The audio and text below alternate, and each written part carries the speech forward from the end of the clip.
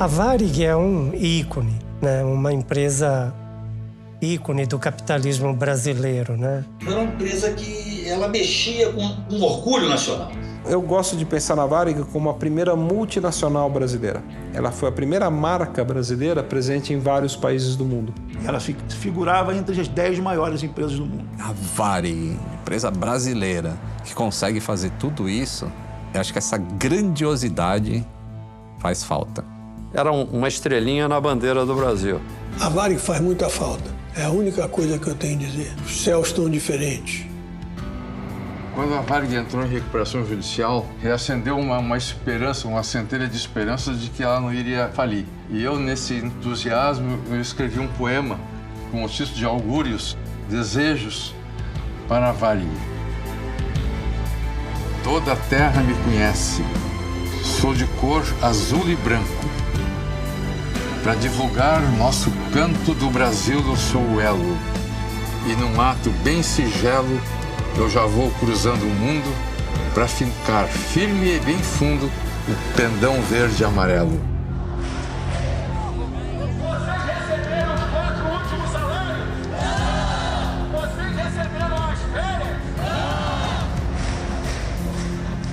De uma certa maneira, né, a gente tem que reconhecer que a Varig pagou um preço elevado pelo seu sucesso. O caso Varig é um fractal, é uma crise in vitro da grande crise brasileira. A quebra da Varig não foi só uma quebra de uma empresa aérea, foi uma quebra de um modelo que o Brasil devia seguir. O tempo foi testemunha, né, do absurdo, do trauma que foi para muita gente, né? Pessoas ficaram à míngua. Nós continuamos 16 anos depois do fechamento da Varig, lutando por justiça. Você não tinha solução para a Varig sem apoio político. Era impossível. A Varig foi falida por um modelo de gestão totalmente anacrônico, ultrapassado, jurássico, primitivo, o que quer que seja. A Varig não faliu, a Varig foi assassinada.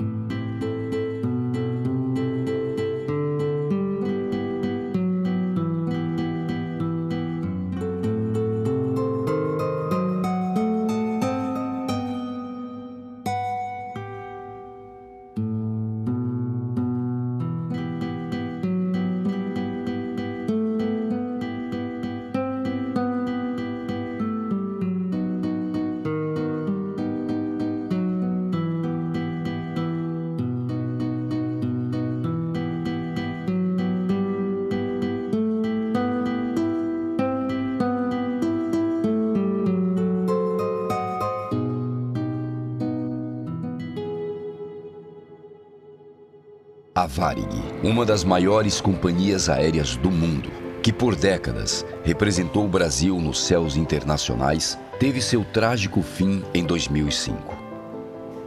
Sua trajetória reflete a história do país.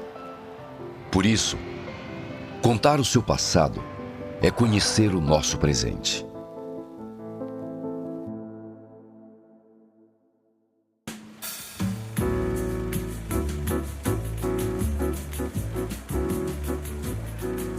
No início do século XX, o Brasil projetava uma imagem de paz e esperança para o mundo. O território de dimensões continentais e clima agradável estava se desenvolvendo. Era o país do futuro. Seduzidos por essa promessa, milhares de imigrantes aportaram por aqui. Entre eles, um ex-piloto da Força Aérea Alemã, Otto Ernst Mayr, um jovem que mudaria para sempre a história nacional. Quando ele está vindo para o Brasil, ele vem no navio E ele encontra um sueco, que é o Ludgren, dono das casas pernambucanas. E esse cara fala pra ele, olha, tu posso te dar um emprego.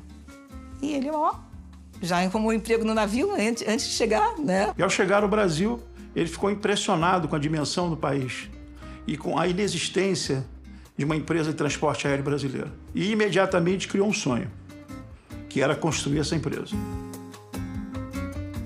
O Otto viaja por várias localidades do Brasil, por Recife, Rio de Janeiro, mas na verdade no Rio Grande do Sul, em Porto Alegre, ele consegue encontrar uma quantidade grande de imigrantes italianos e alemães, principalmente de alemães, e tenta convencê-los a entrar nesse grande desafio, que era a construção de uma empresa aérea. Porto Alegre, na época, até o pessoal diz que era uma cidade alemã. Ele vai frequentar no Clube Germânia e ele encontra uma viúva, que é a Olga Mostardeiro, que era de uma família bastante rica, e aí casam. E no que ele casa, ele ganha um upgrade, vamos chamar assim, né? Ele vai passar a ser da elite local. O trânsito entre importantes políticos e empresários significou a conquista de recursos para fundar uma companhia aérea. Bastava encontrar os ativos que dariam vida à operação. Ao voltar à Alemanha em busca de homens e maquinário, Otto descobriu que o próprio governo alemão queria investir na aviação brasileira por considerá-la um setor estratégico. Em troca de 21% da futura empresa aérea, conseguiu as aeronaves e os pilotos. Com isso, finalmente tinha em mãos tudo o que precisava. No dia 7 de maio de 1927, nascia a Aviação Aérea Rio-Grandense, a Varig, a pioneira. A primeira linha foi a 7 de maio de 1927, fazendo a Rota da Lagoa. Foi de Porto Alegre a Pelotas, Rio Grande, lá foi o voo inaugural. A Varig começa com um avião arrendado, que era um Dornier Val, o Atlântico, o BAA. Alguns dizem que o gaúcho desbate em função do avião da Varig. Eu não sei se é verdade, mas conta-se essa história. E esse avião é um hidroavião. Ele não precisou de fazer instalações do tipo fazer pista, fazer nada, porque pousava no Guaíba. Naquela época você não tinha, no transporte aéreo, pistas de pouso. Você não tinha aeroportos. Então todo o processo de pouso e decolagem das aeronaves após a Varig começar a funcionar eram feitos no Guaíba, o que era um grande desafio. A partir dali ela foi desenvolvendo e desenvolveu o estado do Rio Grande do Sul. O estado do Rio Grande do Sul se tornou um estado rico e forte, pela forte colaboração de uma empresa aérea, porque interligava os municípios e isso agiliza, e se agiliza o progresso vem mais rápido. Ela cuidava de fazer as ligações do Rio Grande do Sul, ligações intraestaduais, e se aventurava timidamente a uma outra rota um pouquinho mais ao norte, para Santa Catarina. Nossa, para os comerciantes da época, para os políticos da época, foi fantástico. Começando que nem tinha estrada direito. Os carros eram muito precários. Motores precários, ia naquelas estradas de terra, atolava. O avião chegava lá em 2h30, 3 horas, tudo estava em Pelotas. Rapidamente, Otto percebeu a necessidade de ter algum apoio governamental. Seria impossível seguir naquela jornada sem apoio governamental. E Oswaldo Aranha foi a pessoa que abriu as portas da Varig para o apoio governamental. E junto com ele, obviamente, Getúlio Vargas. Em 1930, quando Getúlio Vargas liderou uma revolução para dar fim à política do café com leite e destronar os paulistas da presidência da República, recorreu à conveniência dos aviões da Varig. Quando foi fazer a Revolução de 30, tinha que ir lá nos coronéis, tá? Porque o Vargas vai ter todo o apoio do interior. E uma das coisas que a Varig vai fazer vai ser sempre botar um avião à disposição, né, e tal. E precisava a ajuda da Varig para que pudesse levar Getúlio clandestinamente para outras localidades, para reuniões, como trazer pessoas também para Porto Alegre. E a Varig fez isso. Cancelou voos de madrugada, por aeroportos, às vezes até clandestinos, tentando ajudar aquele que gostaria de ser o presidente da República e acabou sendo. Vargas conseguiu dominar as resistências internas e se estabelecer no comando da nação. Com sua ascensão, um novo Brasil surgiria, mais estatista e centralizador. Vargas adotou uma linha nacionalista, voltada para a modernização do país. Um processo que colaboraria para o desenvolvimento da Varig. A partir dos anos 30, metade dos anos 30, que as coisas começam a ficar um pouquinho mais robustas. E aí começam a surgir os primeiros aeroportos, porque até então a aviação brasileira estava vocacionada a ser servida por aerobotes, não existiam aeroportos. E com a construção do aeroporto de São João, em Porto Alegre, você passa a ter um aeródromo, um aeroporto que consegue receber aviões que pousam em pistas rígidas, duras. Quando o aeroporto é inaugurado, a Varig começa a se desenvolver, recebe aviões modernos para a época, o primeiro deles, o Junkers trimotor, e ela vai indo, se desenvolvendo num ritmo compatível com o desenvolvimento da própria indústria.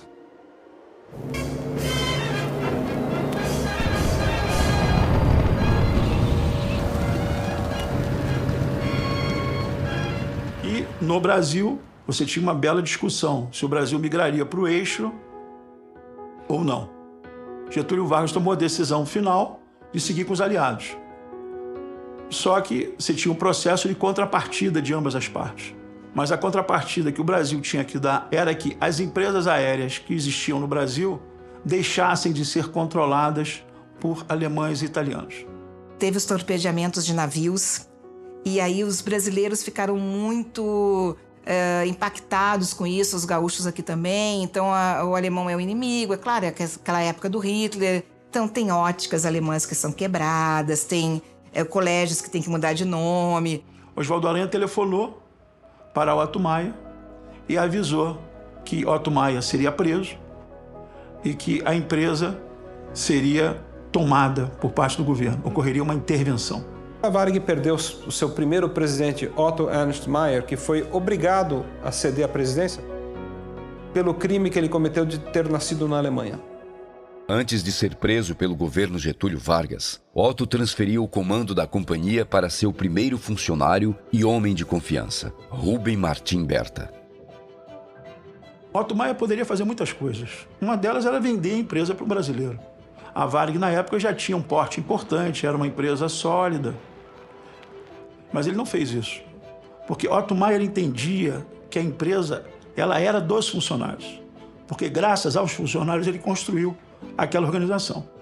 Então, nesse sentido, ele entregou a empresa para Berta, com compromissos que Berta, de alguma forma, construiria, junto com outros gaúchos, alemães e italianos, uma estrutura jurídica que viesse a proteger a Varig. E daí surgiu a fundação dos funcionários da Varig. Na verdade, isso foi uma tentativa de se proteger a Varig contra futuras intervenções, futuras ingestões políticas. No dia 7 de dezembro de 1945, era criada a Fundação dos Funcionários da Varig. A partir de então, a nova controladora da empresa. O funcionamento da fundação deveria simular uma experiência democrática na gestão da Varig, através de um mecanismo chamado de Colégio Deliberante. Composto por uma parcela dos funcionários, o Colégio Deliberante deveria escolher o presidente e vice-presidente da fundação e sancionar seus planos para a Varig. Esses funcionários eram só funcionários, não eram pessoas de nível de decisão. Era um secretário, era um mecânico, eu sei que depois de ficar tantos anos era levado para ser membro do colégio. Aquilo era um status.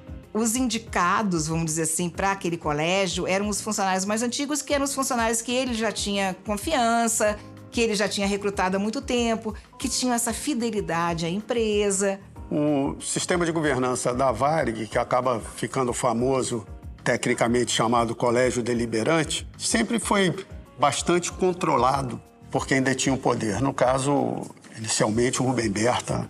E os membros do Colégio Deliberante praticamente concordavam. O povo brinca bastante que era o colégio concordante.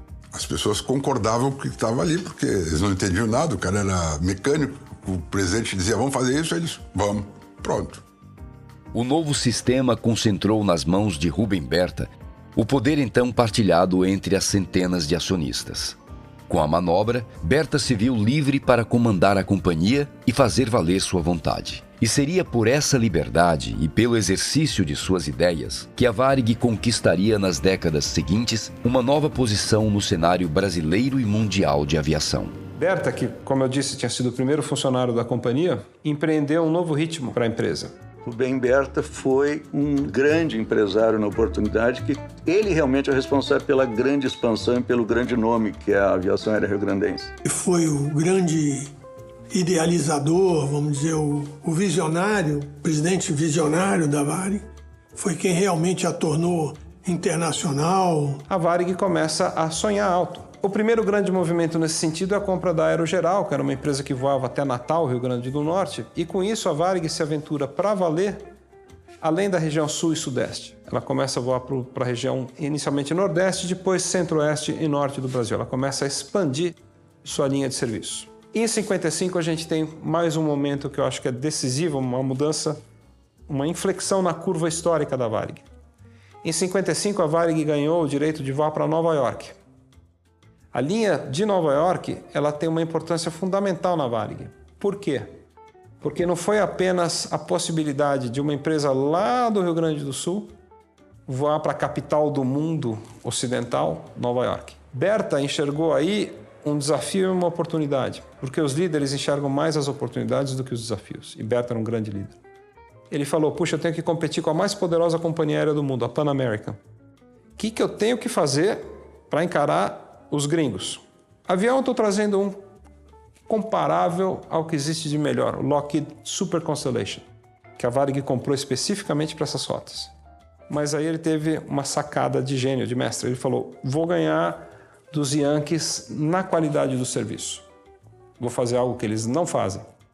E aí chamou um amigo dele, o Barão von Stuttgart, que tinha um restaurante muito conhecido no Rio de Janeiro, um restaurante boate chamado Vogue, e falou para o Barão von Stuttgart, falou, eu quero a comida que você serve no restaurante servida nos passageiros que vão para Nova York. O Barão não se fez de rogado e o resto é história. E esse homem desenha todo um cardápio especial.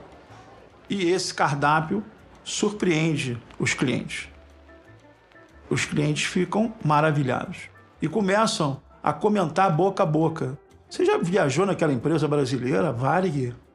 A comida é uma coisa excepcional, não existe ninguém que faça aquilo no mundo.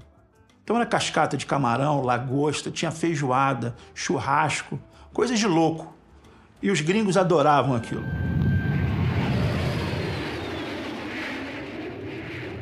Quando os Constellations decolavam de Porto Alegre e faziam escalas em São Paulo, Rio de Janeiro, Belém, Ciudad Trujillo, na atual República Dominicana, para depois, só então, chegar em Nova York, eles eram tratados com o que tinha de melhor na culinária brasileira, aliás, com enorme orientação e inspiração francesa, e eram servidos vinhos como Chateau Lafite, que hoje é uma coisa impensável, você servia um vinho de 5, 6 mil dólares na primeira classe e eram servidos em todo o avião. Então, esses verdadeiros banquetes aéreos, né, que eram acompanhados de bolinhas de algodão para você aguentar a barulheira dos motores do Super Constellation, estabeleceram a Varig num patamar mais elevado, num patamar de primeiro mundo, assim, em termos de serviço. E aí os gringos, os norte-americanos, os clientes mais exigentes, passaram a dar preferência para a Varig. A outra coisa que foi feita, que era muito interessante, com uma mudança muito importante para as mulheres, que começaram a não querer mais ser apenas esposas e mães, e na verdade queriam ter a sua liberdade econômica, queriam conhecer o mundo todo, Berta se aproveitou disso. E trouxe mulheres lindas, mulheres super competentes, mulheres charmosas, para que fizessem o papel de comissárias de bordo. Deu capacitação para elas. Então, essas duas situações que envolviam essa qualidade do atendimento, que era global, mas com destaque para as comissárias de bordo e para os comissários de bordo, e a gastronomia começou a conquistar os clientes nacionais e internacionais. Uma coisa que é muito incrível, que é muito notável, é que a Varig, quando trouxe o Boeing 707 com motor Rolls-Royce, né, e a Pan American usava o Boeing 707 com motor Pratt & Whitney, a Varig tinha um equipamento que permitia fazer o voo Rio-Nova York, Nova York-Rio, sem escalas, enquanto que a Pan American tinha que fazer uma escala, obrigatoriamente. Puxa, essa era uma tremenda vantagem competitiva. A Varig realmente foi ganhando musculatura e foi sendo percebida no cenário mundial. Ladies and gentlemen, welcome on board. Os jatos Boeing continuam na frente. 250 Boeings estão servindo 22 companhias aéreas, as melhores da América e da Europa. Construídos para liderar por muitos e muitos anos, os jatos Boeing transportam atualmente mais de 32 mil passageiros por dia. Os jatos Boeing são os mais experimentados em todo o mundo. Por essa razão, foram preferidos pela Varig. Direto e mais rápido para Nova York. Na segunda metade dos anos 50, Juscelino Kubitschek chega ao poder com a promessa de desenvolver o país. Com o slogan "Governar é construir estradas", o novo presidente deixaria de lado o setor aéreo nacional. Mas a construção de Brasília e sua política cambial não trouxeram o progresso anunciado. Quando Jânio Quadros passou a governar o país, a inflação havia disparado e a economia estava em colapso. Ao apostar na desvalorização do cruzeiro, Jânio prejudicou todas as companhias aéreas que comercializavam em dólar e viram seus custos aumentarem drasticamente. A política comprometeu as finanças da maior empresa aérea brasileira até então, o Consórcio Real Aerovias, que precisaria fechar as portas. Para reverter a situação, Jânio Quadros pressionou Berta para que comprasse a Real, ameaçando uma estatização do setor. Então ele meio que força o Berta a comprar e diz que o governo vai garantir. E isso é em agosto. 20 dias depois ele renuncia. E o coitado do Berta ficou com aquela dívida, entendeu? Assim, a descoberto, né? Vamos dizer assim, porque aquela garantia do governo era de palavra, né? É como se o quarto lugar comprasse o campeão. E ela se junta ao Consórcio Real Aerovias para formar a maior companhia aérea do Brasil. Em 1962, até porque a Varig estava competindo diretamente com a Pan American e inspirado pelo famoso globo da Pan American, o Rubem Berta teve a iniciativa de falar, olha, precisamos de uma imagem, de um logo para a empresa. Eu quero uma coisa parecida com o que a Panam tem. Que seja uma coisa gráfica, forte, uma coisa que seja visivelmente reconhecida no mundo inteiro. E ele, na concepção dele, ele não viu muita força gráfica naquela figura alada, no Ícaro, né? E aí ele comissionou um trabalho que acabou sendo vencido por um artista gaúcho, porto-alegrense, Nelson Jungblut, que desenhou a famosa Rosa dos Ventos e que acabou sendo estampada nos aviões a partir de 62. Com grande pompa e cerimônia, o Berta convocou a imprensa. O primeiro avião a ser pintado foi um DC-3, o Vitor Bravo Papá, que saiu do hangar com a Rosa dos Ventos na cauda e sem o Ícaro na fuselagem. A gauchada, que não é mole, olhou para aquilo e falou, cadê o Ícaro? Não, agora não tem mais Ícaro, agora é só a Rosa dos Ventos. Bate. Aqui não, Gavião. Os pilotos, uma comissão, chamou o Berta, falou, vem cá, cadê o Ícaro? Falou, não, agora é o Globo, é Mundial. Falou, não vamos voar os aviões sem o Ícaro. Não, tem que ter o Ícaro. Mas ele sentiu que a briga ia ser boa e falou, eu já tenho uma marca nova, o que eu vou fazer com a antiga? Falou, põe aí, mete aí, vamos usar as duas. Ficou uma tremenda discussão até que eles chegaram num consenso que o Ícaro ele ia ficar próximo de onde os pilotos estavam, próximo da cabine de comando. E nesse momento a Varig, mais uma vez de nova, porque ela passou a ser uma das raras companhias aéreas do mundo que tem dois símbolos. Apesar da compra da Real, o fantasma da estatização não desapareceu. Depois de superar a saída repentina de Jânio Quadros da presidência, era preciso lidar com as ameaças oferecidas por João Goulart. Ele também queria estatizar as empresas aéreas para criar a Aerobrasil. E a data para sua fundação já estava marcada, 19 de abril de 1964, em comemoração ao aniversário de Getúlio Vargas. Mas as turbulências políticas afastariam este mal, trazendo uma nova era em que a Varig se constituiria na estrela escolhida para brilhar nos céus do Brasil e do mundo. Atenção! O senhor presidente da República deixou a sede do governo. Sob a nossa responsabilidade, a população do Brasil, o povo, a ordem. Depois da convulsão de 1964, que é um ano capital na história do Brasil, a economia se estabiliza, ainda que politicamente o Brasil viva um momento de exceção, mas o Brasil começa a se desenvolver. A Varig agora dominava toda a América do Sul, toda a ligação com a América Central e a América do Norte, mas faltava a cereja no bolo da Varig, que eram as rotas para a Europa, que até então era um território ocupado e muito bem servido pela Panair do Brasil. Aí a gente tem aquela passagem tenebrosa, infelizmente, da história, em que a Panair é assassinada, né, por decisões políticas. Que, no meu ponto de vista, houve uma imprudência dos donos da Panair quando tentaram fazer algumas reuniões secretas com o objetivo de trazer de volta o Juscelino Kubitschek à presidência da República. E isso, obviamente, foi pessimamente visto pelo governo militar. E aconteceu o que aconteceu. Os donos da Panair, eles eram também os donos da Excelsior, TV Excelsior, que era a maior TV do Brasil na época, né? E ela era contra os militares, né? Depois de 64, a TV Excelsior fez muitas matérias e reportagens atacando o governo militar. Então, obviamente, o governo militar fez uma opção estratégica pela Varig. Ela foi proibida de voar com uma ordem de que ela tinha falido, o que não era verdade. E no dia seguinte, os aviões da Varig já estavam prontos para fazer a rota dos aviões da Panair. Qualquer pessoa que conhece aviação sabe que você não consegue planejar as coisas de um dia para o outro. Então, se a Varig no dia seguinte já estava pronta, é porque já existia um plano anterior de frota, de tripulantes, como pegar essas passagens do pessoal que tinha comprado na Panair, já estava tudo pronto.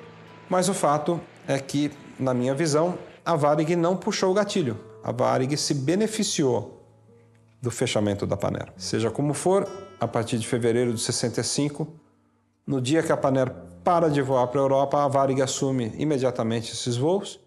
E aí sim, a Varig se consolida como a grande companhia aérea do Brasil, porque ela já servia esse V da vitória, que é o Brasil no vértice, América do Central e do Norte num braço, Europa e Oriente Médio e África no outro. Esse V da vitória, V de Varig, nasce em 65, quando você une Brasil à América do Norte, Brasil, Europa, Oriente Médio e África, que era o território da Panair. Voamos pelos 4 continentes e por todo o território brasileiro. Fizemos 58.048 pousos e decolagens. Voamos 91.512 horas. Cerca de 48.301.000 quilômetros. Transportamos 1.249.414 passageiros num ano. Somos 10.790 funcionários que em terra e no ar contribuímos para o engrandecimento do Brasil. É hora de Brasil. O momento é de progresso. Tempo de Varig, um símbolo mundial. Berta era um homem que sempre olhava tudo em 3 ângulos. O ângulo do Brasil, o ângulo dos Estados Unidos e o ângulo da Alemanha. Era assim que ele olhava. Então ele tinha um médico no Brasil, um médico nos Estados Unidos, um médico da Alemanha, e todos esses médicos indicavam que ele tinha um problema de saúde sério e que ele precisava parar de trabalhar. E ele tomou uma decisão que ele iria trabalhar até a morte, que ele ia morrer trabalhando, o que veio a acontecer. Depois de colecionar tantas vitórias, 1966 ficou marcado como um ano de perdas. A Varig se despediu para sempre de seus 2 grandes líderes, Otto Ernst Mayr e Ruben Martin Berta.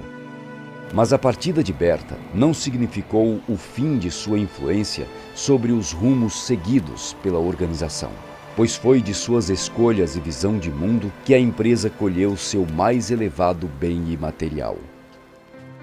Eu acho que tem um legado muito interessante do Ruben Berta, que é ele criou o sentimento de variganismo, porque ele, percebendo que a família é o suporte de um bom funcionário, ele investia nesse contexto. O falecido seu Berta, ele visitava as oficinas e perguntava o que está faltando, como é que está a tua vida, precisa de alguma coisa. Era um afeto, assim, quase que paternal. Era comum os funcionários precisarem de alguma coisa e interceptavam o Berta no aeroporto, no pátio, andando para os aviões, aquelas coisas todas. E ele simplesmente pegava um papel, um guardanapo e dava, por exemplo, uma passagem para não sei o que ele dava, e o funcionário com aquele guardanapo ia na seção pessoal, está aqui a autorização, e aquilo era documento. Aquilo não se discutia. Tinha a assinatura do Berta, está assinado, está mandado. A Varig sempre teve um serviço médico que, para o funcionário, para os familiares, os dependentes, com pediatria, obstetrícia, todas as especialidades, a Varig tinha aquela... que era um porto seguro. E isso nos ensinou a amar a empresa. Ele financiava residência para os seus funcionários, principalmente o pessoal de terra, que tinha que ir de manhã cedo, os transportes na época eram difíceis e tal, então eles financiavam ir para aquela região do aeroporto, casinhas que os funcionários pagavam, mas a Varig era a sponsor, né? Então, tu imagina uma empresa que te cuida, uma empresa que te dá casa, uma empresa que criou o primeiro supermercado. Eles tinham um tipo de um armazém onde tu fazia uma relação de toda a dona de casa lá, né? A esposa do comandante, a esposa do mecânico, a esposa... Era para todos, né? Ela faz uma lista de compras e eles vão descontar só no mês que vem do teu salário. Com o falecimento de Berta, trabalhando numa mesa, teve um infarto fulminante.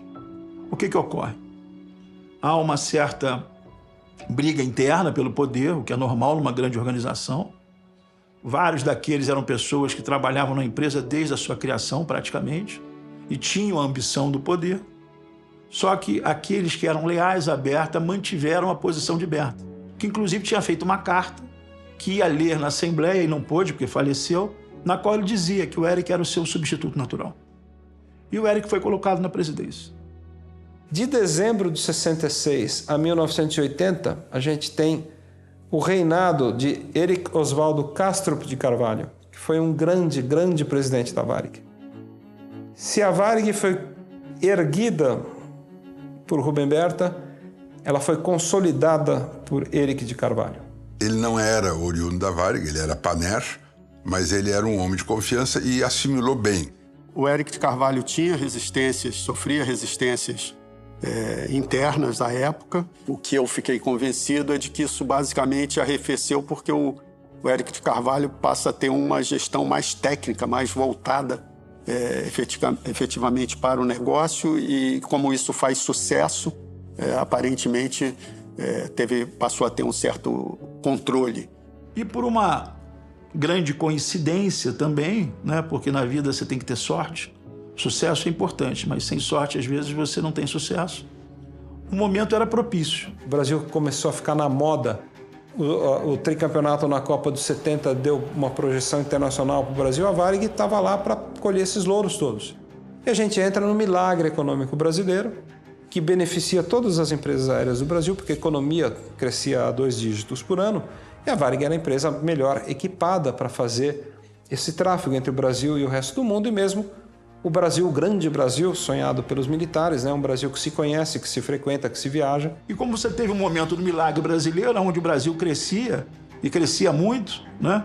Que grandes empresas foram construídas, a Varig também decolou e conquistou o mundo. Houve uma decisão muito importante do governo militar que a Varig seria a sua empresa de bandeira. A empresa que iria representar o Brasil. A empresa onde seus escritórios seriam embaixadas do Brasil no mundo todo.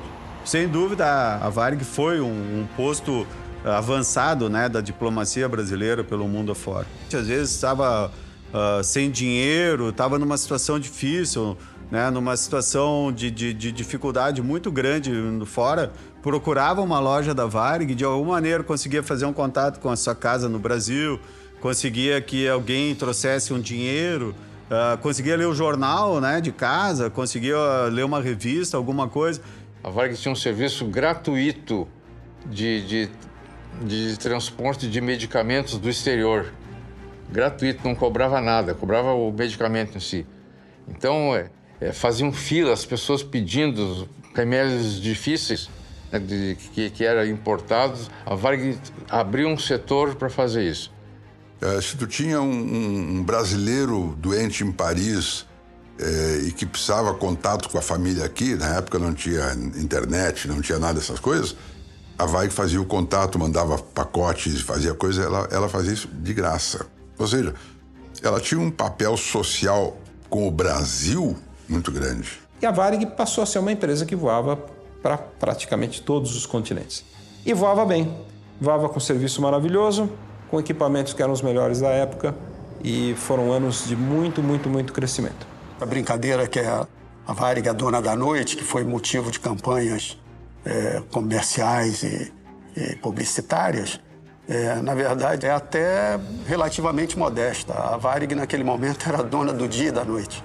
Era a empresa brasileira de maior relevância internacional e enorme impacto no Brasil. Para o profissional, o aviador no Brasil, a Varig era assim, a empresa dos sonhos. Como se diz em inglês, é Paramount, né? Era o topo do topo, né? O la crème de la crème, né? O exercício da profissão de aeronauta no Brasil, ele era concebido de uma forma genérica e de uma forma especial, que era ser o piloto da Varig. Não é à toa que ela ganhou diversos prêmios internacionais. Ela estava sempre entre as 3 melhores empresas aéreas do mundo, por causa do serviço. O serviço de bordo da Varig foi premiado na década de 70 como o melhor serviço de bordo do mundo. Isso é um marco que dificilmente uma empresa alcança, ainda mais uma empresa sul-americana. A Varig simplesmente foi a empresa no mundo de melhor resultado. E ela figurava entre as 10 maiores empresas do mundo. E logo depois disso, a presidência é assumida pelo seu Hélio Schmidt, que era parente do Rubem Berta, né?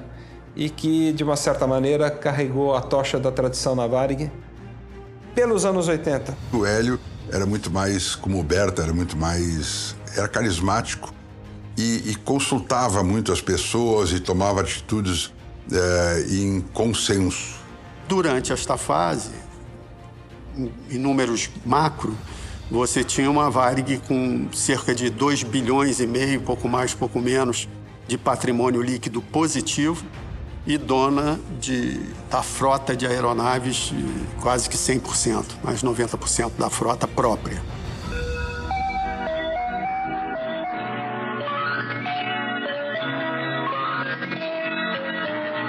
Você espera que 86 seja repleto de paz e fraternidade. Nós também.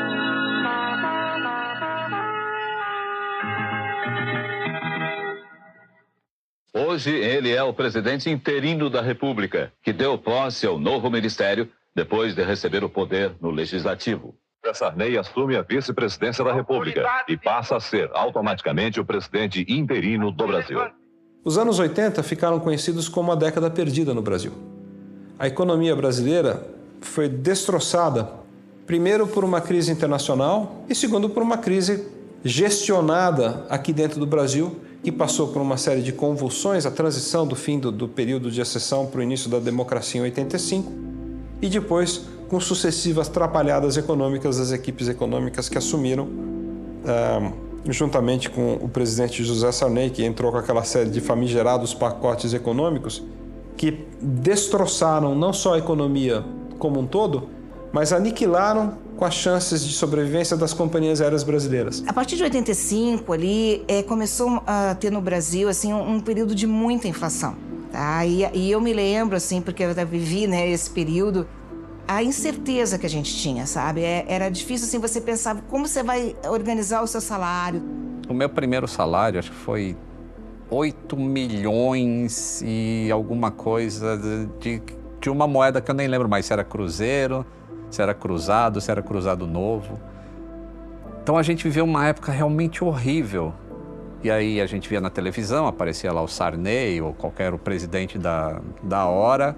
Falou, não, agora temos um plano, vamos congelar preços. E aí congelava preço e não dava certo, ficava 1, 2, 3 meses sem inflação, depois explodia de novo e começava a aumentar os zeros.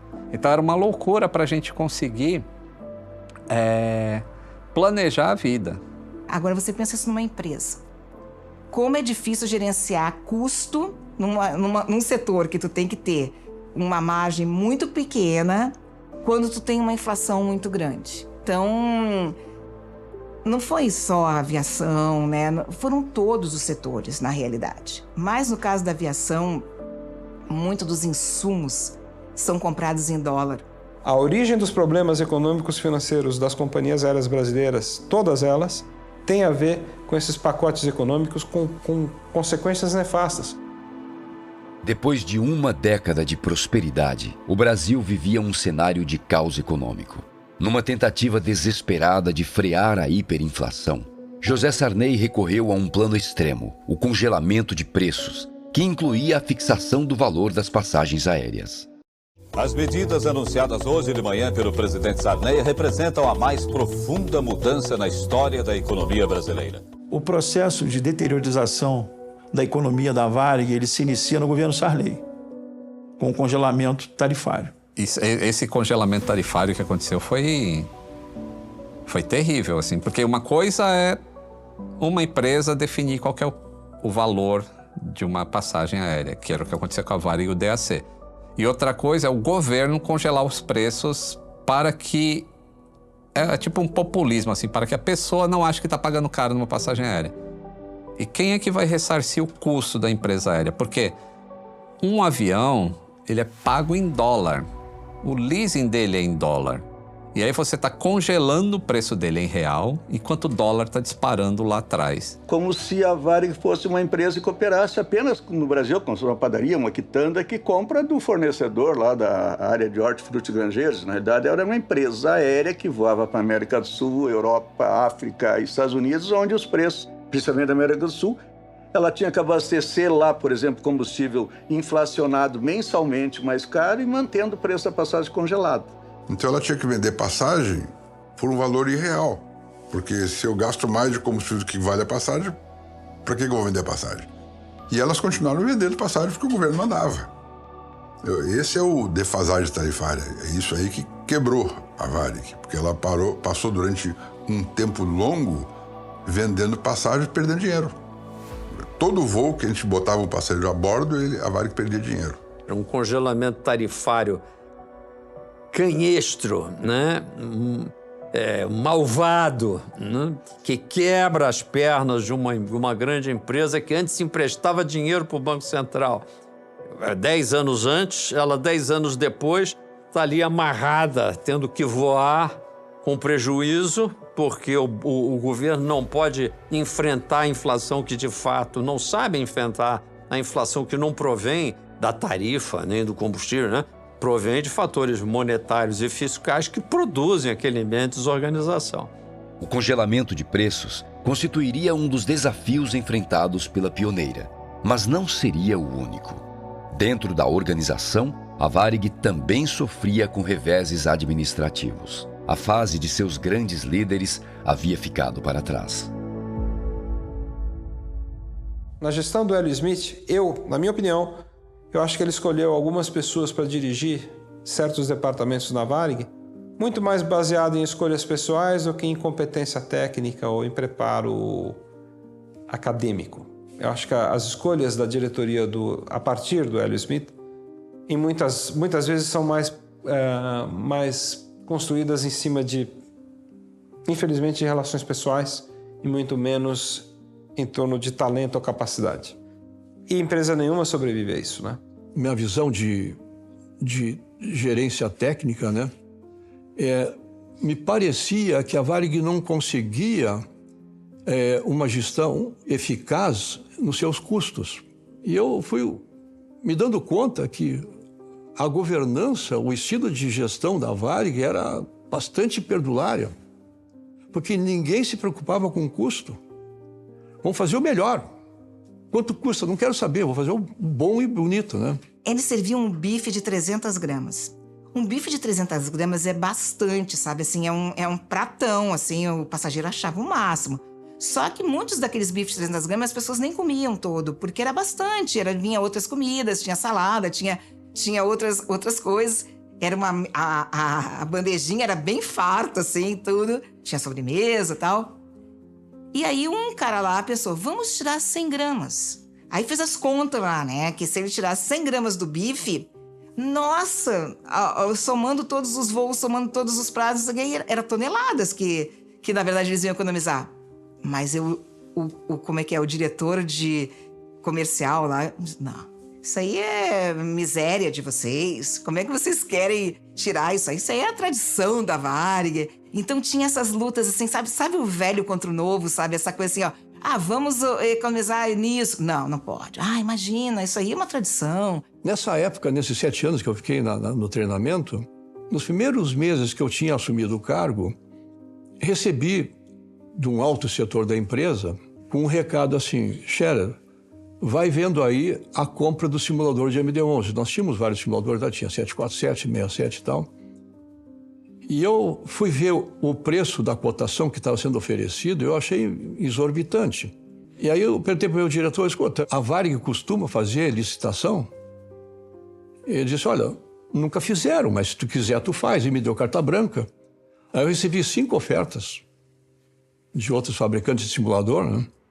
E a média dessas 5 outras ofertas era quase a metade do preço da primeira. A forma de gestão, de governança da companhia facilitou muito que tudo fosse mantido em compartimentos estanques e em benefício de poucas pessoas e não benefícios, assim, significativos do ponto de vista do patrimônio pessoal. Não é isso. É mais gestão com resultados que beneficiam pessoas dentro das circunstâncias da própria gestão, mas que para a empresa são extremamente nocivos, perdendo a sua saúde econômica, financeira. A gestão de pessoal, ela era um pouco bagunçada sim, porque eu, por exemplo, eu tive um erro no meu salário uma vez, veio errado o holerite. E aí eu perguntei para o meu amigo que entrou comigo no mesmo dia, fazia a mesma função e o dele não estava errado, estava certo. E aí eu levei isso para o departamento pessoal e ficou 4 anos para eles resolverem uma questão de erro deles. Uma das reuniões que eu assisti, e uma diretoria queria fazer um novo tipo de serviço num voo do Brasil para Madrid, uma primeira classe diferenciada e tal. E nessa reunião, esse diretor pediu que o 767-300 fosse modificado na sua primeira classe maior, e com isso ia ter que deslocar banheiros e galhos e coisa, né? E o que acabou acontecendo, depois de muito dinheiro gasto, muitas horas extras de projetos de modificação e reconfiguração e tal, e os aviões ficaram prontos no final de março. E foi anunciado para esse diretor: olha, os aviões estão prontos, como pedido, pode operar agora no início de abril. Qual a modificação? Aquela pedida em janeiro. E eu ouvi: não precisa mais, continua a mesma coisa. Esse tipo de coisa eu assisti muito. Encerra essa década basicamente com os mesmos 2,5 bilhões mais ou menos de déficit. E a frota já tinha sido toda vendida e praticamente toda realugada. Agora paga aluguéis para terceiros para o uso das suas próprias aeronaves. O seu Hélio passa um período bastante difícil de gestão. Infelizmente, não foi um período de sucesso, por mais esforço que ele tenha feito junto com a sua equipe, mas ele faz o sucessor. O sucessor do seu Hélio é o Rubel Thomas. O Rubel, ele era mais ele. Ele tinha um estilo de administração diferente. E errava muito, exatamente porque ele não tinha consenso. E esses erros começavam a botar a gente numa situação complicada. E é fundamental lembrar que a transição do governo Sarney traz à presidência da República Collor de Mello. E Collor de Mello tem uma agenda extremamente negativa em relação à Varig. O primeiro presidente eleito após a promulgação da nova Constituição tomava posse de um país sem muitas esperanças. As recentes crises e a inflação geravam incertezas para o futuro. Após meio século de uma economia fechada e desenvolvimentista, o Brasil dava um passo rumo ao progresso quando a equipe econômica do governo federal decide pela desregulamentação de alguns setores da economia. Com a proibição das importações decretada pelos militares em 1976, a indústria automobilística brasileira, num país apaixonado por carros, tinha que se contentar apenas com a Ford, Volkswagen, GM e a Fiat. Nos meses iniciais de seu governo, Collor suspende as barreiras para a importação de veículos e abre o mercado nacional para as marcas estrangeiras. Após uma simples assinatura do presidente, os brasileiros então poderiam degustar os carros que nunca puderam ter. O setor da aviação não ficou de fora da nova proposta. Na quinta CONAC, no governo Collor, abriram os céus a pedido da Transbrasil e da VASP. E a contrapartida permitiu que as 5 companhias maiores americanas viessem para o Brasil. E as europeias também. Naquele momento, passamos a ter mais empresas estrangeiras para cá, disputando o mesmo mercado, com oferta livre. Com a chegada dessas empresas, elas começaram a fazer voos diretos para esses países pequenos. Exemplo, Bélgica, entre outros. O que tornava prejudicial para a Varig, porque perdia esse passageiro, passava a perder dinheiro na operação, e essas empresas que carregavam poucos passageiros e com uma tarifa muito baixa tinham muito prejuízo.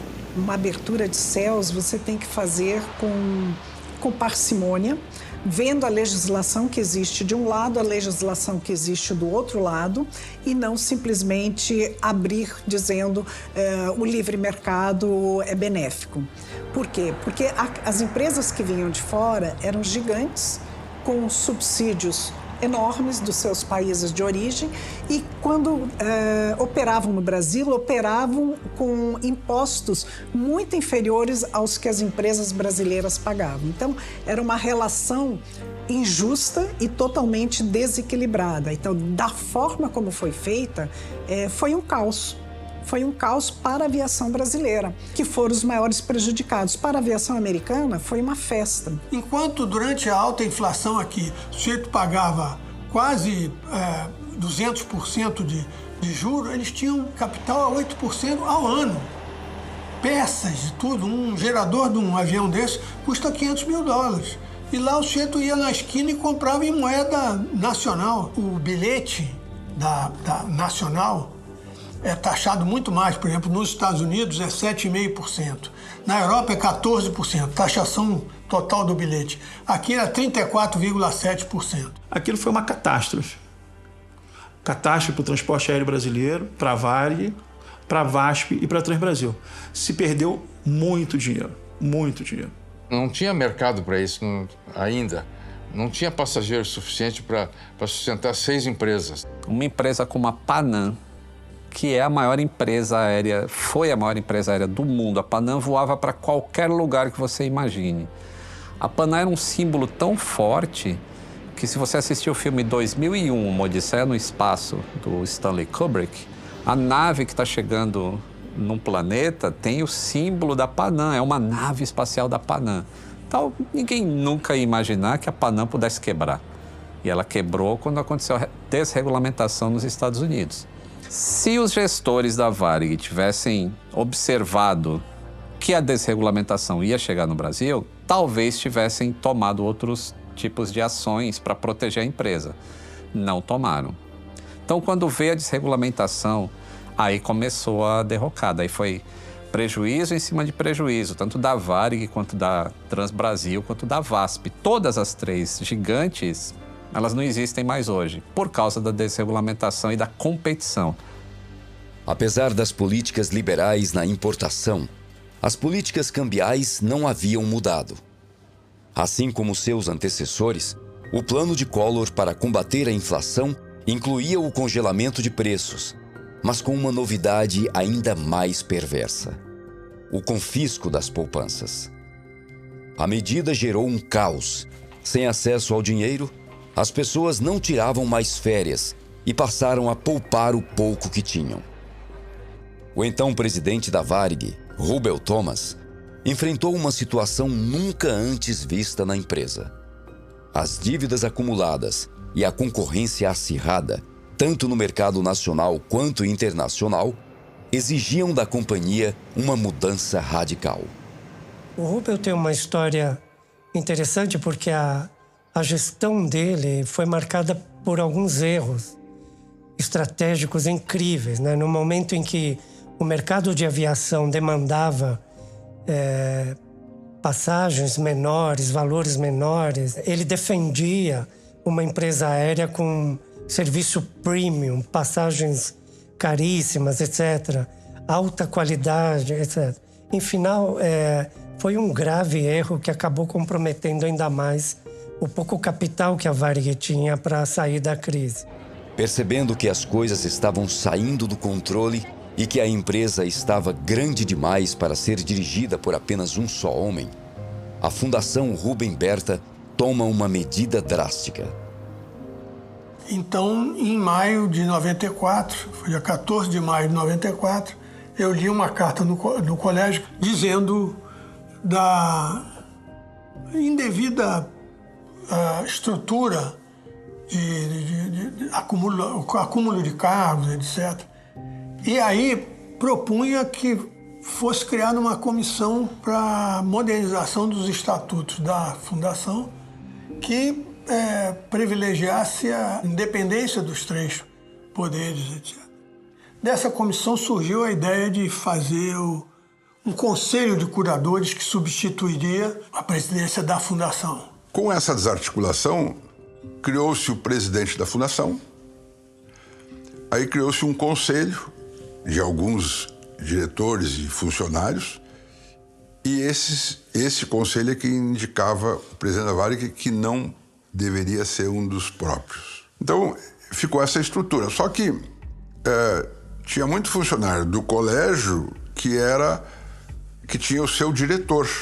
E ele dizia para o diretor que não é assim, porque senão eu vou lá no colégio porque aí o colégio deixou de ser concordante e passou a ser deliberante. Então, começou a haver inversão de valores dentro da Varig, funcionário achando que mandava no seu diretor, e isso deu espaço para uma politicagem.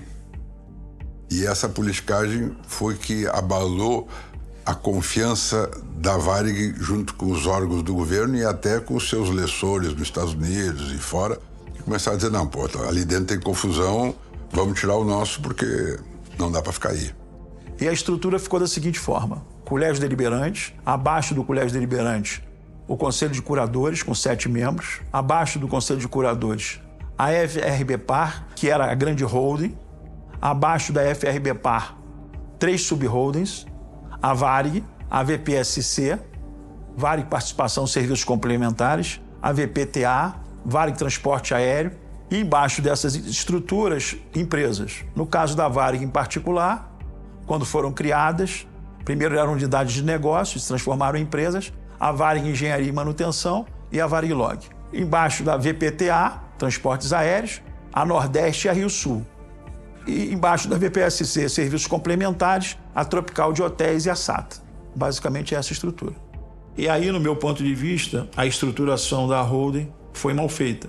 Cometeram um grande erro. Porque você deveria colocar ali os melhores profissionais em cada área ou até trazer pessoas de fora que tivessem a devida competência para a melhor gestão possível. Isso não aconteceu. O milênio termina assim, de forma muito desafiadora, mas claro, os anos 2000 surgem como uma promessa de renovação.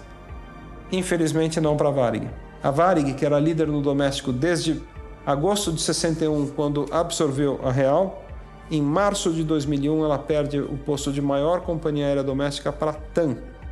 A TAM, que os executivos da Varig tanto esnobaram. Eu ouvi de um deles o seguinte: você está preocupado com a TAM? Até uma empresa que nasceu para voar para Londrina. Nós, Varig, vamos para Londres. Então esse tipo de arrogância corporativa não faz bem para ninguém nunca.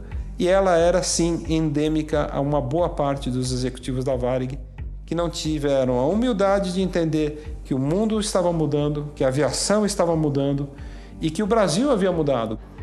A turbulência econômica das últimas 2 décadas deixaram marcas na fuselagem da senhora de 74 anos. A Varig precisava de ajuda.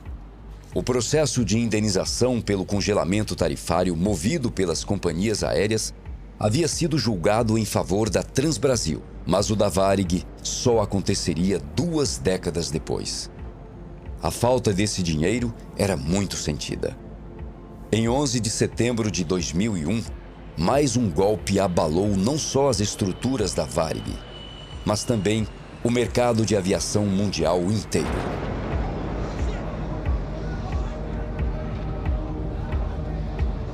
No ano seguinte, a seleção brasileira trazia a taça do Penta nas asas da Varig, símbolo do final de uma era. Essa foi a última vez que a estrela da pioneira brilhou mais forte. Mesmo endividada, surgia com o novo governo uma esperança para dias melhores. O Yutaka, ele me mostrou claramente que tinha uma força que estava muito interessada na destruição da Varig, que era o PT, o Partido dos Trabalhadores, né? Tem um episódio que ele descreve que o Delúbio Soares e o Silvio Pereira foram à Varig pedir uma doação para o PT. Isso na primeira eleição do Lula, em 2002, né? Eles chegaram lá, olha, tá todo mundo doando, o Rolim tá doando. E, na verdade, o Rolim da TAM foi o maior doador do PT naquela eleição. Então eles disseram, olha, tá todo mundo doando, vocês não vão doar, o Lula vai ganhar, vocês vão ficar de fora e tal. E o Yutaka falou, olha, a Varig não tem condições financeiras para ficar fazendo doações. Isso irritou a dupla petista a ponto do Delúbio levantar, enfiar a mão no bolso, tirar R$10, jogar no Imagawa e falar assim, toma aqui para pobrezinha da Varig, né? O Yutaka me garantiu que ele não doou nada, nenhum recurso para a Varig. Mas outras fontes me disseram que a doação foi feita, assim, depois de muita conversa e pressão. Digo para você, todas as campanhas do PT e da CUT eram patrocinadas pela TAM. Se você entrar no site do TSE, fácil, tem isso no livro Caso Varig que eu acabei escrevendo, tá lá, é só ver quem patrocinava, como patrocinava, isso fica muito claro. Quando o Lula assumiu, o Zé Dirceu, que tinha vindo de Cuba, foi para Curitiba, estabeleceu relações com o Rolim e começaram a articular isso. Quando a gente assumir, a gente faz isso aqui, a gente levanta a TAM e quebra a Varig. Cabe também destacar que o presidente do BNDES, à época, Lessa, afirmou para a revista Isto É que foi impedido de ajudar a Varig pela Dilma Rousseff, pelo José Dirceu e pelo Palocci. Eu sei que, talvez, as intenções deles não fossem aquelas que nós gostaríamos. Mas o fato de ministros impedirem uma solução ao presidente de uma instituição importante como o BNDES deixa uma grande preocupação em relação à postura do governo no processo de salvação da Varig. Vou me reservar para não declinar o nome, mas um ministro do STJ viajou, muito antes do Lula ser eleito, de Porto Alegre para Brasília, ao lado do José Dirceu. E houve qualquer atraso, um passageiro atrasado, etc.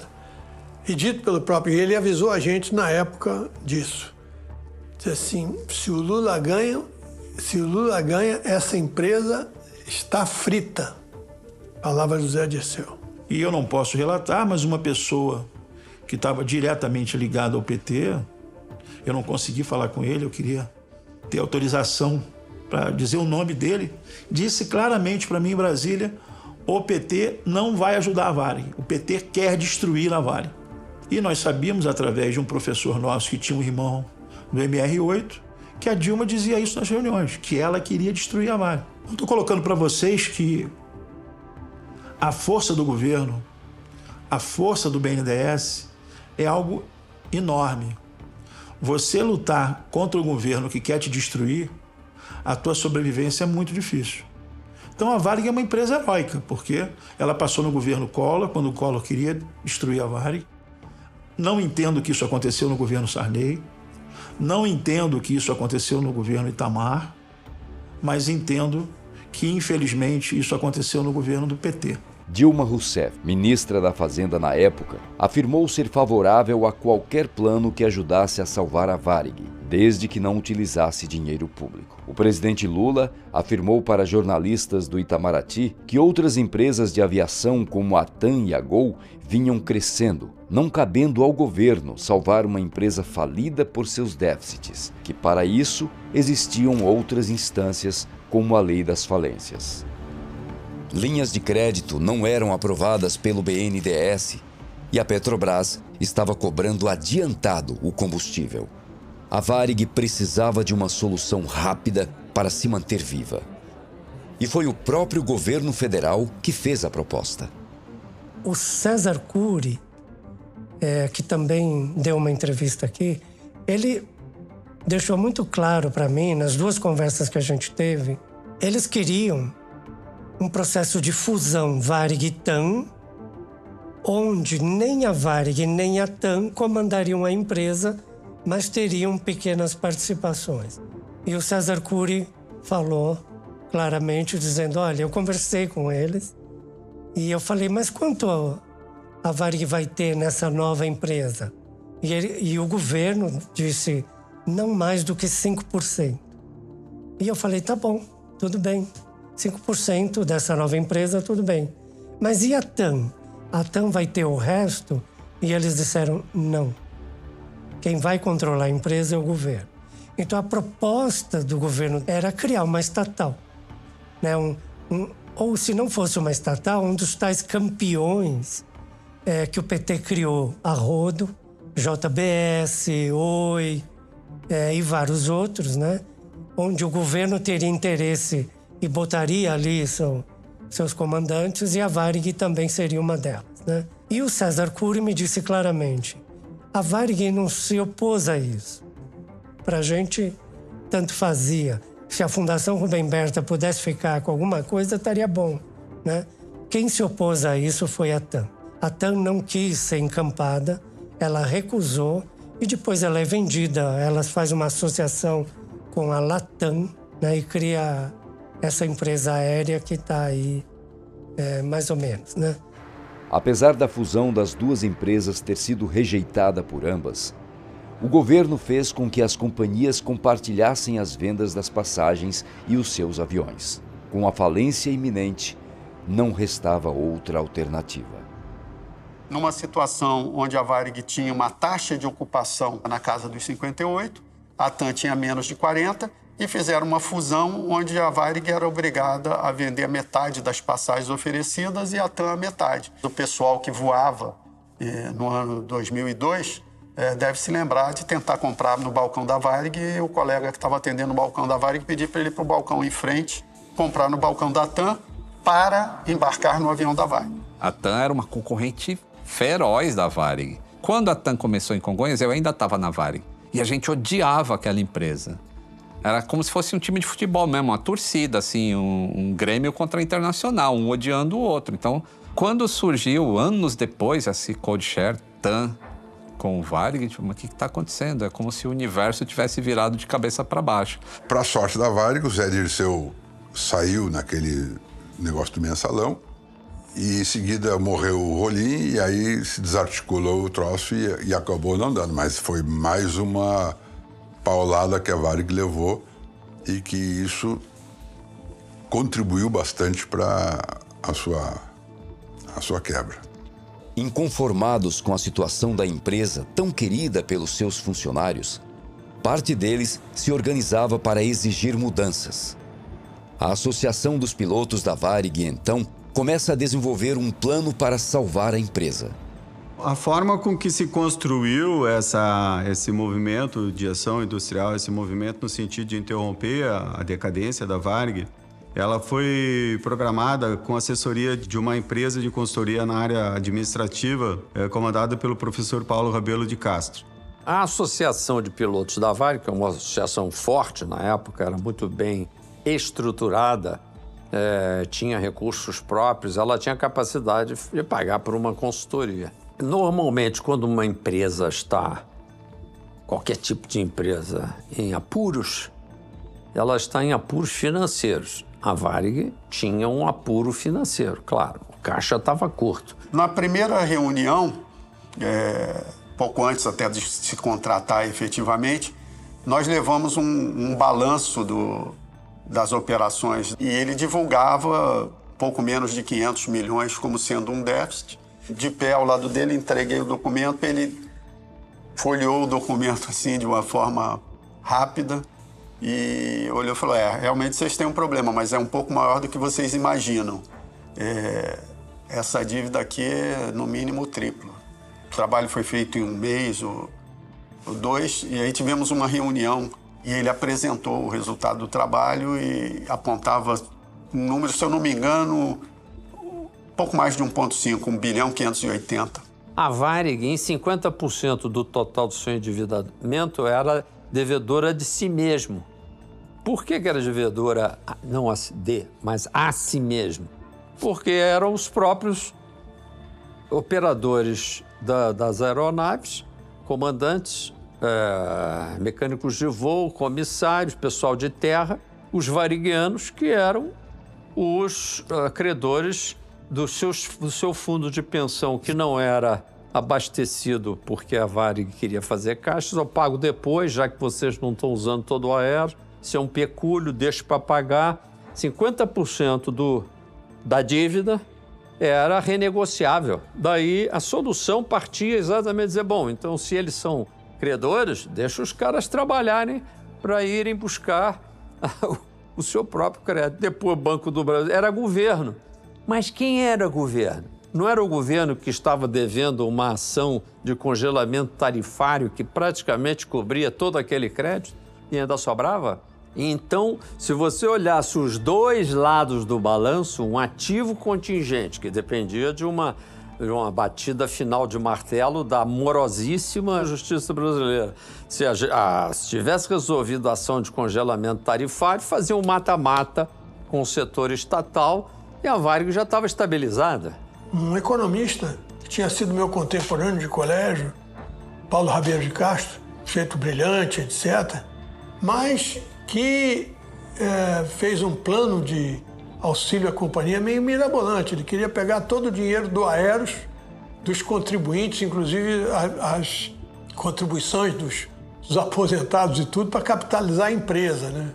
E aí eles estariam no comando da empresa. Quer dizer, não há nada que pudesse ser razoavelmente aceito. Mas eles fizeram muito movimento, assim, muito farfalhar de penas por aí, na mídia, com passeatas, etc., com aquele intuito brando que era salvar a companhia, mas a dificuldade era na alta política, que não se sensibilizava com aquelas passeatas, né? Percebendo que não iriam ser ouvidos, a APVAR decide iniciar um movimento político. Os deputados da bancada gaúcha se reuniram para defender a empresa, que era um orgulho para o Estado. Reuniões em Brasília eram constantes, mas nenhuma solução foi encontrada. Greves e protestos também foram meios que os pilotos encontraram para fazer valer a sua vontade. Mas a diretoria da Fundação Rubem Berta não via essas ações com bons olhos. Essas pessoas, pelo fato de terem se rebelado contra esse modelo, elas foram demitidas no auge desse movimento que foi capitaneado, que foi liderado pela Associação dos Pilotos, e imediatamente passaram a compor uma lista, né, negra, que foi distribuída universalmente, mundialmente, né, e foram pessoas que de alguma forma politicamente acabaram sendo perseguidas. Nós fomos demitidos por uma forjada justa causa, mas foi por uma causa justa, né? Atropelaram tudo o que se pode ver de normalidade de direito. Nossas fotografias foram expostas nos aeroportos, nos períodos talvez mais ditatoriais da história, né? Funcionários que implementaram o que tinha de melhor para dentro da empresa. Eu era instrutor na empresa, o Flávio foi quem trouxe, o Flávio era premiado, foi quem implementou o CRM de primeira geração na empresa. Então, gente vindo da IFALPA, gente vindo de todo lugar. A empresa tinha um nível de pilotos na associação naquele momento espetacular. Eles simplesmente nos demitiram, botaram nossas fotografias e falaram: vocês não trabalham mais no Brasil. E pior, que cumpriram a risca. O Yutaka Imagawa, que era presidente do Conselho de Curadores e vice-presidente da Varig na gestão do Osíris, demitiu a diretoria da Pivar por declarações na mídia, etc., contra a empresa. E isso deu uma sinalização para eles que a companhia não estava mais aceitando aquela influência política de uma associação dentro da companhia. Com isso, houve uma redução muito grande. No início eles tinham 1.200 sócios, no final foram reduzidos a 200 e coisa. Em 2005, a Varig é basicamente a primeira empresa nacional a recorrer à Lei de Recuperação de Empresas, então recém-promulgada. E a Lei de Recuperação tem como objeto, como pretensão, reduzir esse número de falências, criando uma solução técnica que pudesse facilitar a recuperação das empresas. Hoje nós sabemos que não funciona absolutamente dessa maneira, mas havia, inclusive, uma expectativa legítima de que fosse um caminho a seguir. Havia uma intenção boa, digamos assim, dentro disso tudo. O plano era separar a Varig em duas, né? Uma empresa ficaria com a dívida trabalhista, que ela passou a se chamar Flex, e a outra empresa era a Varig, que ficaria só com a marca, né? E o leilão, eles venderiam a marca da Varig. E o juiz deixou claro, se um dos credores da Varig votar contra, a Varig vai ser liquidada, vai à falência, né? E naquele momento, o representante da General Electric levantou a mão e falou: a General Electric, que é credora da Varig, vota contra. Aí o juiz falou assim: você tem consciência de que esse seu voto vai levar a Varig à falência? Ele falou: tenho. Eu tenho consciência.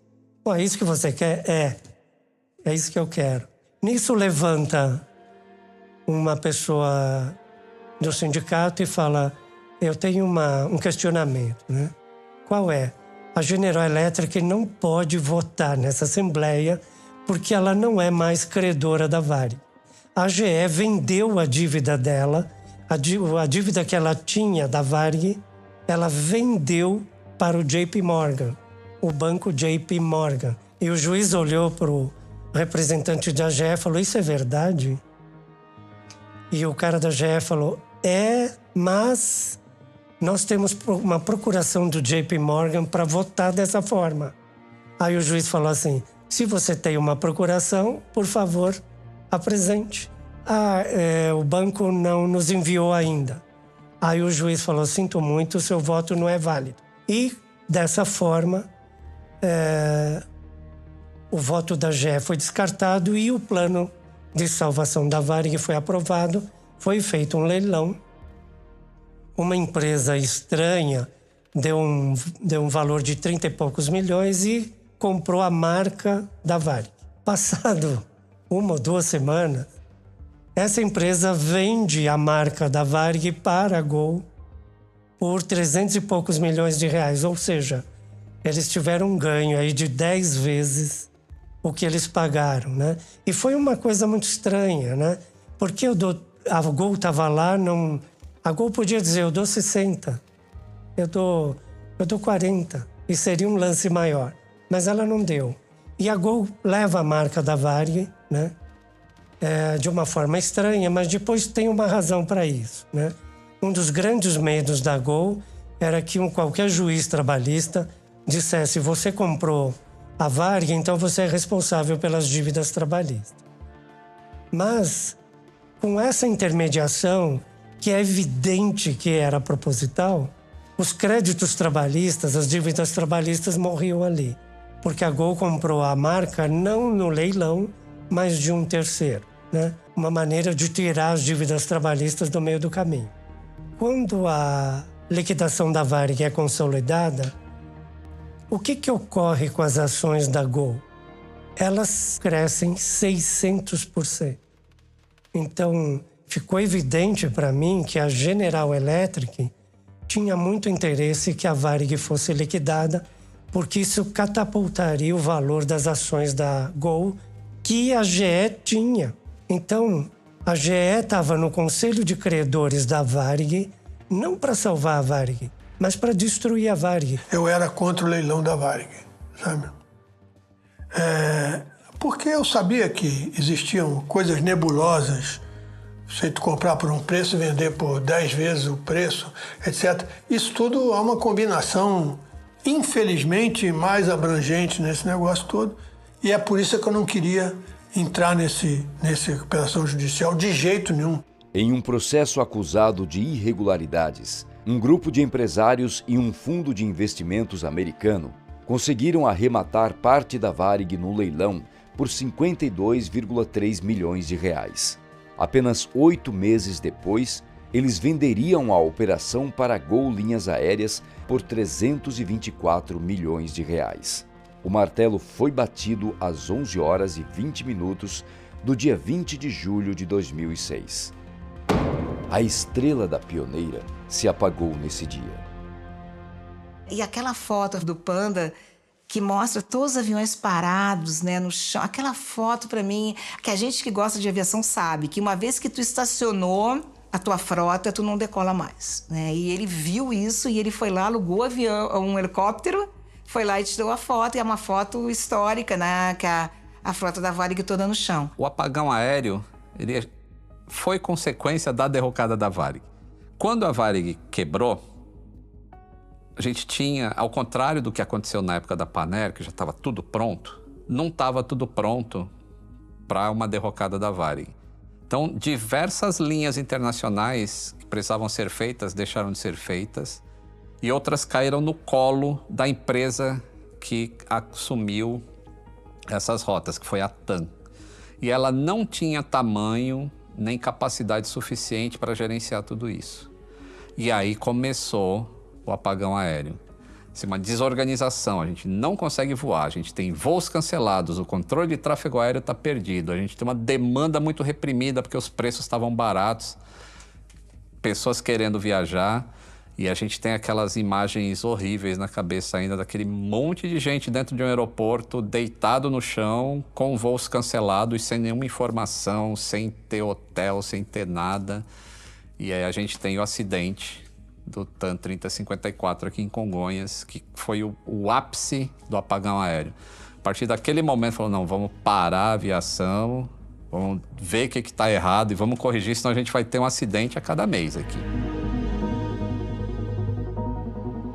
Bom, a pergunta que não quer calar, né? Eu me pergunto, por que uma empresa com 85% do mercado internacional e 65% do mercado doméstico teria interrompido a atividade de uma forma abrupta, né? Ou não tão abrupta, praticamente anunciada, né? Porque os últimos anos da Varig foram anos bastante difíceis, visivelmente difíceis, né? E a gente se vê se perguntando repetidamente por quê. Mas, basicamente, a questão do fim da atividade da Varig é ligada à administração, a forma com que ela era administrada, né? E a forma com que se estabeleceu o modelo de governança corporativa da Varig. Se eu não me engano, em 1967, o último discurso do Rubem Berta, na reunião do Colégio Deliberante, ele produziu uma carta, inclusive essa carta existe até hoje, né, onde ele postulou que a empresa não poderia ser destruída por um inimigo externo, que o maior inimigo da Varig estaria lá dentro mesmo. Quando o Rubem Berta criou a Fundação dos Funcionários da Varig, rebatizada Fundação Rubem Berta após sua morte em dezembro de 66, ele criou a fundação pensando em um mecanismo que impedisse a Varig de ser comprada, porque, vamos dizer assim, a propriedade da Varig foi pulverizada entre os funcionários. Sem saber, ele criou um mecanismo, e não era essa a intenção, que conferia à Fundação Rubem Berta um poder de veto, um poder extraordinário. Todas as medidas dos executivos da Varig tinham que ser chanceladas pela Fundação e pelo Colégio Deliberante, muitas vezes conhecido como Colégio Delirante, lá de Porto Alegre. Eu, na conclusão do livro, eu digo que a Fundação Rubem Berta cometeu muitos erros, né?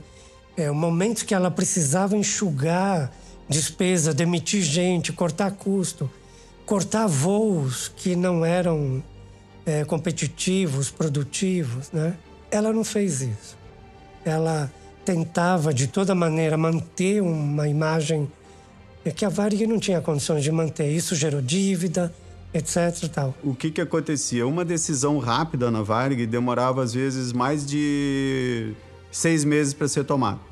Né? Uma decisão de mercado, uma decisão que exigisse enorme rapidez e celeridade, né? Podia demorar 60 dias, 6 meses, às vezes até 1 ano para que fosse tomado, né? Para, de alguma forma, ir buscar o mercado.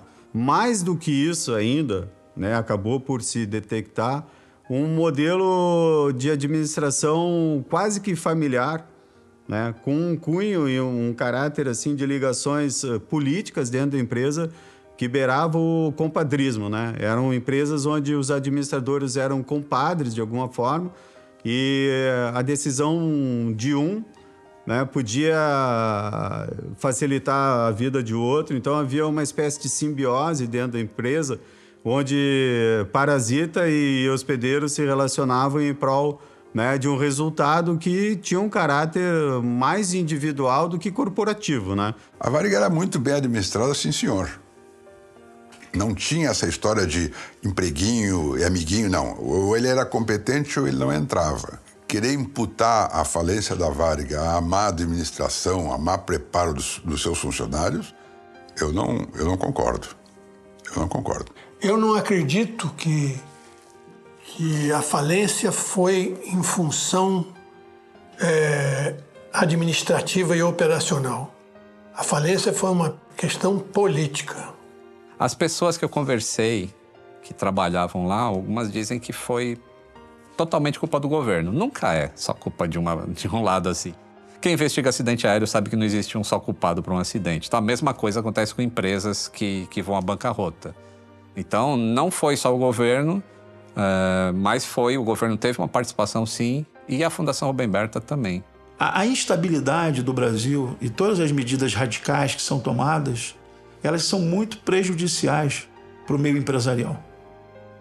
Uma das coisas mais importantes para o Brasil, que dificilmente a gente tem nos vários governos, é estabilidade, é segurança. E a Varig, ela sofreu isso por muitas vezes. Quando as Torres Gêmeas caíram, o governo americano injetou mais de 11 bilhões de dólares nas companhias aéreas americanas. Injetou, porque o volume de viagens aéreas caiu bastante. Depois desse acontecimento, muita gente ficou assustada e tal. O governo brasileiro não colocou um centavo na Varig e nas outras empresas do setor. Não, elas tiveram que se virar por conta própria, né? Então você percebe, enquanto países como os Estados Unidos valorizam e preservam as companhias aéreas porque sabem que elas são estratégicas, né? No Brasil, elas sempre foram deixadas ao Deus dará, né? Sempre foram deixadas à deriva. Com o fim das operações, os mais de 10 mil funcionários da Varig, a maioria sem receber seus salários por 4 meses, foram demitidos. No primeiro dia de demissões, 5 mil funcionários receberam o aviso por telegrama. Além de perder a companhia tão amada, os funcionários ficaram sem seu fundo de pensão. Muitos faleceram antes de receber o dinheiro. Outros aguardam até hoje que seus direitos sejam restituídos. Marcada por glórias e um fim trágico, a história da Varig se confunde com a do Brasil. Tudo o que podia ser e não foi. Toda a potência que a companhia carregava foi desperdiçada. Seja por interesses escusos, incompetência ou fraudes, o Brasil não deixou a Varig sobreviver. As mazelas do Brasil, como o custo do Brasil, um sistema tributário bizantino arcaico, a desaceleração da economia como um todo, hiperinflação que a gente teve nesses anos, foram desaguando num cenário absolutamente desafiador. Eu posso falar porque eu comecei a ser executivo de companhia aérea nessa época, e companhias aéreas vivem disso. Você compra um avião hoje para receber ele daqui 4, 5 anos. Ninguém tem bola de cristal. Como é que você faz esse planejamento sem saber como a economia vai estar, que moeda a gente vai usar no país? Então, se você me perguntar por que a Varig fechou, eu te respondo, porque estava aberta. A Varig fechou machucada por efeitos exógenos, efeitos externos à companhia, que machucaram a economia, o sucesso e a sobrevivência da VASP, da Transbrasil e da própria TAM. que eram as grandes companhias da época.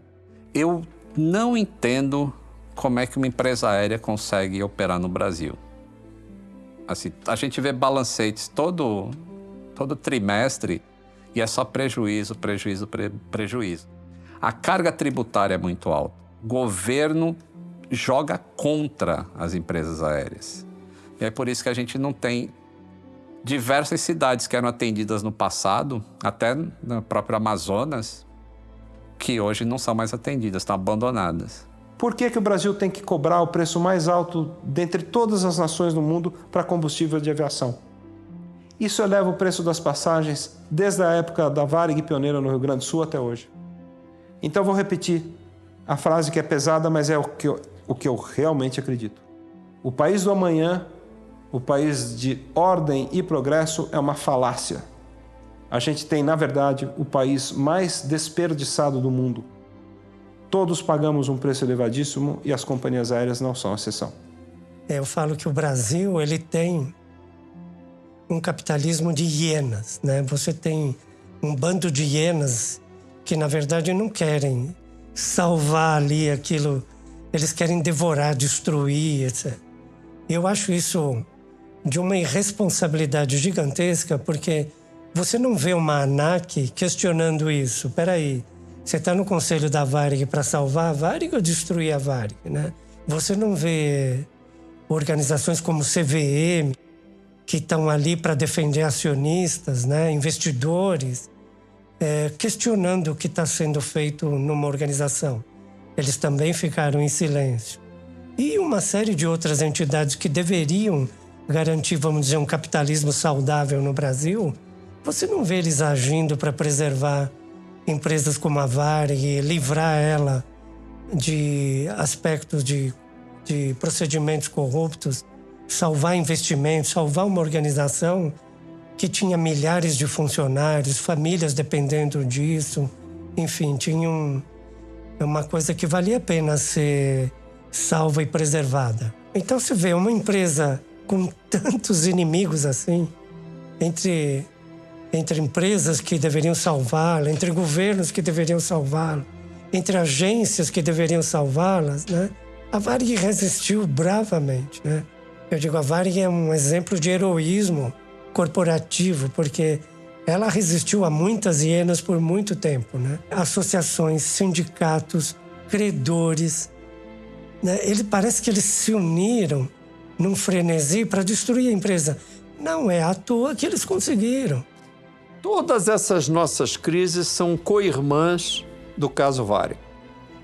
O caso Varig é um fractal, é uma crise in vitro da grande crise brasileira.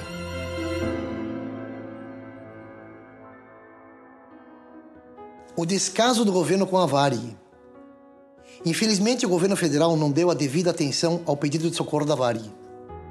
Mesmo tendo uma solução fácil, rápida e sem necessidade do uso de dinheiro público, preferiu virar-lhe as costas, permitindo que milhares de trabalhadores perdessem seu emprego, deixando que uma empresa genuinamente brasileira, com tecnologia, estrutura, equipamentos de primeiro mundo, fosse esquartejada e que seus funcionários ficassem desamparados, bem como o país à mercê de apagões e caos aéreos. O governo federal, através do BNDES, emprestou milhões de dólares para a Venezuela. Chaves pede entre 5 bilhões e 10 bilhões de dólares em uma linha de financiamento para empresas brasileiras executarem obras, como o metrô de Caracas. O governo federal, por meio do BNDES, emprestou milhões de dólares à Bolívia, com o objetivo de construir uma estrada, gerando emprego para milhares de bolivianos. O presidente Lula, enfeitado com um cocar de folhas de coca, prometeu um empréstimo de 332 milhões de dólares do BNDES para a rodovia Vila Tanuri, São Inácio de Mochós. O governo federal, por meio do BNDES, emprestou 450 milhões de dólares para Cuba, a serem utilizados na modernização do Porto de Mariel. Brasil perdoa 95% da dívida de Moçambique, no valor de 315 milhões de dólares.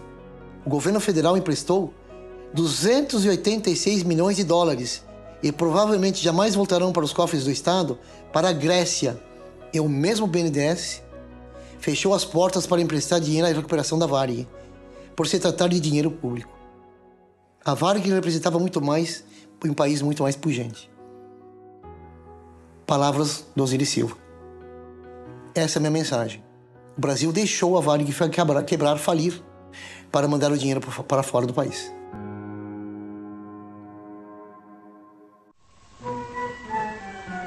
Estrela brasileira no céu azul, iluminando de norte a sul, mensagem de amor e paz.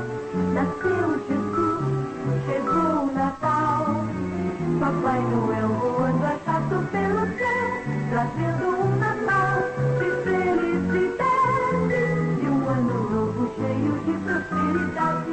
Estrela brasileira no céu azul, iluminando de norte a sul, mensagem de amor e paz. Nasceu Jesus, chegou o Natal, Papai Noel voando a jato pelo céu, trazendo um Natal de felicidade e um ano novo cheio de prosperidade.